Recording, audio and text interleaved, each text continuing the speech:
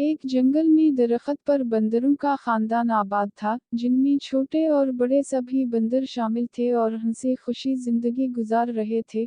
कभी कभी छोटे बंदर दरख्तों पर झूलते बहुत दूर तक निकल जाते तो इनके वालिदैन परेशान हो जाते और उन्हें समझाते कि सैर व तफरीह एक हद तक होनी चाहिए, ऐसा ना हो घर से दूर जाकर परेशानी का सामना करना पड़े।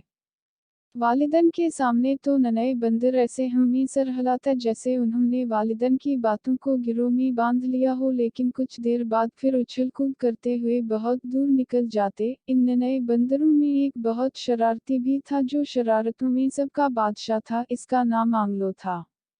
आंग्लो मियाँ हर रोज बंदरों को नई शरारतों पर उकसाता, वो हर बार नई मुसीबत में फंस जाते, लेकिन वो भी आंग्लो के शागिर्द बन चुके थे और उसकी हर बात मानते थे।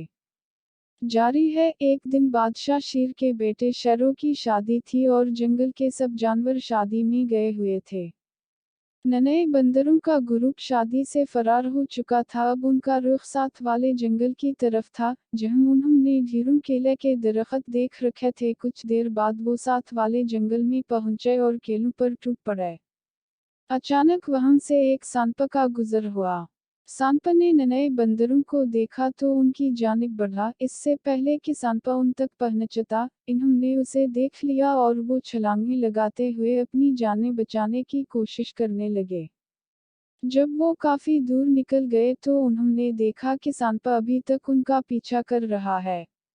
नन्हे बंदरों ने हिम्मत ना हारी और भागते रहे, जिसके नतीजे में वो अपने जंगल तक पहुंच गए। उस रोज उन्होंने आइंदा आंग्लो मियाँ की बातें मानने से तौबा कर ली और खुद आंग्लो मियाँ ने भी शरारतों से तौबा कर ली, क्योंकि अब वो जान चुका था कि जो वालिदैन का कहना नहीं मानते, उनके साथ ऐसा ही होता है। सब बंदरों ने अपनी जानें बच जाने पर खुदा का शुक्र अदा किया और शेरों मियाँ की शादी में पहुंच गए।